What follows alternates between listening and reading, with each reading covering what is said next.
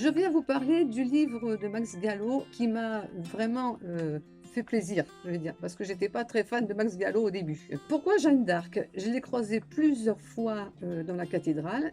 Je ne la connais pas, à part, le fait qu'elle soit née à Domrémy et qu'elle soit brûlée par les Anglais, je savais absolument rien sur cette femme. Et j'ai découvert une femme d'une modernité extraordinaire, quelqu'un de courageux, de féministe, vraiment avant-gardiste. Elle aurait pu être vraiment dans le club des Gisèle Halimi, par exemple. Elle avait endossé, et c'était pas l'époque du no-genre, l'armure pour aller se battre pour son pays avec ses frères d'armes. Elle était très respectée d'ailleurs par les armées avec qui elle a combattu. C'est une femme aussi habitée, mais vraiment habitée par la foi. Une foi inébranlable, une foi vraiment édifiante. Elle a laissé sa vie quand même pour son pays et elle a cru jusqu'au bout à l'espérance du Christ, mais vraiment jusqu'au bout. Elle a été brûlée sur le bûcher avec une croix en face d'elle dans ses mains qu'elle avait demandé au peuple à un moment donné de lui confectionner pour ne pas faillir, ne pas trahir sa foi ni son pays, contrairement à d'autres qui l'ont abandonné au moment de son procès. En tout cas, ce qu'elle me laisse, moi,